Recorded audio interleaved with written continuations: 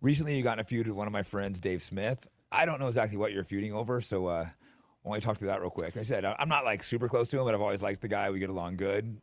Yeah, well, I like the guy. I like him too. I've done streams with him in the past, and it's so funny these days. People are pretty soft. You can't say anything. People take offense. In fairness, I criticized him, but it wasn't personal. I didn't even really criticize him. But here's something I've noticed. There's this discussion going on lately. It's this war in Gaza about Israel and their influence over the government. And it's something I've been talking about for a long time. Other people too. You get brutally canceled for talking about it. And I've been banned from everything. YouTube, Facebook, you name it. Why don't you go through the list real quick what you've been banned from so people can hear? It'd be easier to list what I'm not banned from. But it's like Facebook, Instagram, YouTube, Twitch, D-Live. I'm banned from Trovo, things you never heard of. Banned from Bank of America, Chase Bank, U.S. Bank. I'm banned from every payment processor, PayPal, Stripe. YouTube. I might get banned for putting this episode on there. Yeah. I'm debating, do I put this on YouTube? I'm probably going to say fuck you and put it on if they blast my page, whatever. But I'm banned from TikTok. If you look up my name on TikTok, it will not give you search results. Wow. If you search Nick Fuentes, it will say that is a banned term. You can't even find videos of my name on it. I'm banned from CPAC. I got disavowed by both parties in the Turning RNC, Point. DNC. I saw that. Turning Point. I got thrown out of there. Yeah. I thought, come walk in. I got you pass. Yep. Banned from Email Octopus, MailChimp, Authorize.net, everything you can think of, even the stuff you haven't heard of. Every podcast. I remember I talked to you. I'm like, I'm going to get you on a few podcasts. I called around. The only Hot Twins, thankfully, they're the only people who have the balls to do it. Everyone else, I'm not going to name names. Some of you guys are my friends. They're just like, oh, no, we can't have him on. Yep. So. Yeah, I'm blacklisted, blackballed. So, so that's what happens. And here's the reason why. It's because we're coming at it from the perspective of, let's be very clear. We're not criticizing Israel. We're criticizing their relationship with our government, which also involves private people. Exactly. Like donors.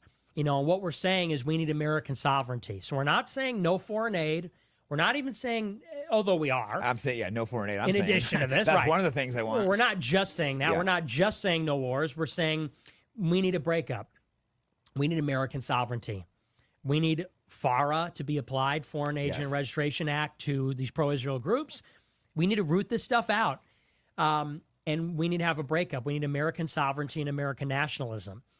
And that is a message that people don't like, because you'll notice that like left-wing people get a little more leeway criticizing Israel because they're complaining about like the human rights abuses. They'll blame it on white supremacy sometimes, or they'll say they're a colony of America and just embarrassing stuff like that. Guys like Michael Hudson and others. Joe Biden said, they're an aircraft carrier in the Middle East. And so their critique's a little different. The critique coming from us, coming from the Americans, is the potent one. That's one they're afraid of. And there's a Jew who spoke at American Renaissance 20-some years ago. He said, and pay close attention, they'll tell you that, their number one fear is not the Muslims, it's not the left, it's the white right.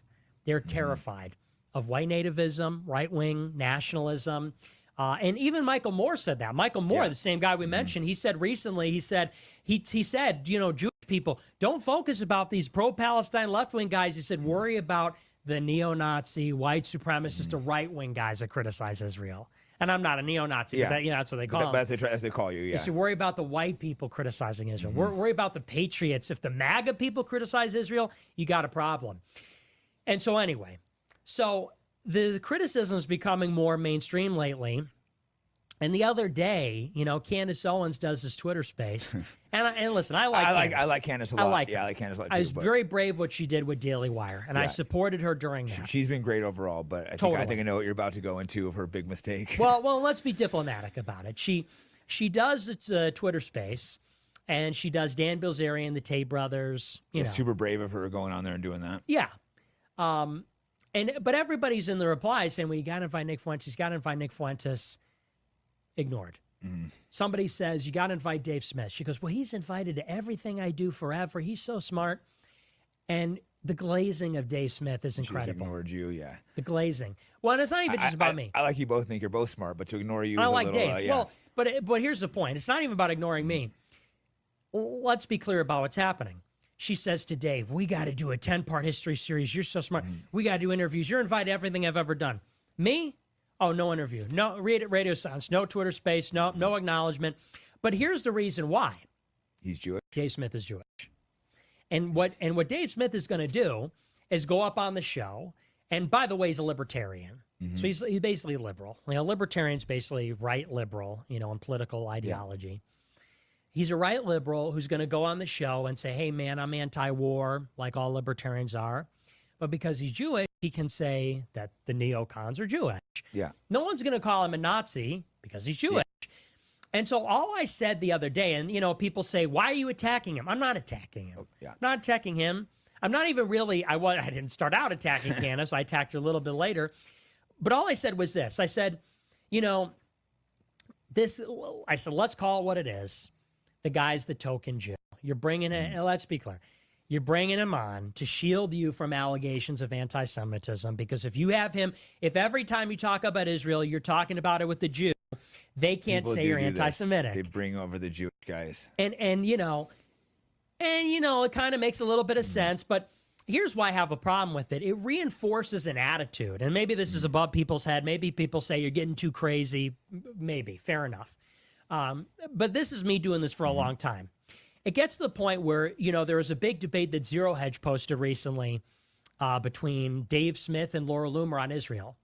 So you got a Jewish Zionist and a Jewish Zionist That's kind of funny. debating on Israel. And it's like, okay, so I think actually the last thing we need is another conversation between two pro-Israel Jews about what America should do.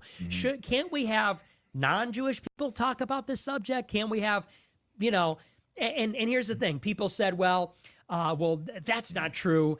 That's not true at all. Dave Smith is being brought along because he's really smart. I said, really? I go back through his tweets, and he responds to Charlotte Clymer, this transgender, talking about whatever. And Dave Smith says, well, I happen to be an authority on the Holocaust because my ancestors died there. So yeah, I could. And then there's another tweet, and he says, well, if you don't want to get slapped, don't call a Jewish person a Nazi. So it's like, clearly that indicates he has an attitude, which everyone else has, that if you're Jewish, it's against the rules to call that person a Nazi for obvious reasons. Yeah. So that's kind of like not fair that a Jewish person can say that the neocons are Jewish and that there's an Israel lobby. And if someone calls him a Nazi, he could play the Holocaust card. I'm playing a red card, Holocaust, I'm Jewish. Parents, Holocaust survivors. Yeah, that's just so played out. But if a white person who's like a patriot, not a libertarian, but a nationalist who wants to use the government to help America comes out and says, the neocons are Jews. Well, I get crushed by Jewish power. I get crushed by the ADL. I get crushed by the SPLC. I don't get a card to play, a victim card where I say, oh, racism, anti-Semitism, Holocaust. And all I said is it really helpful to reinforce and perpetuate that dynamic? So this may be a subtle thing, but it's so important. When you realize these truths, everybody wants to say, hey, man, I'm not anti-Semitic. Hey, man. And how do they reinforce that? They say, well, I'm not anti-Semitic. I have a Jewish person approving of this. And, it's kind of like with the race issue. It's not that we need to prove to, these bad faith liars, because that's what they are. Yeah.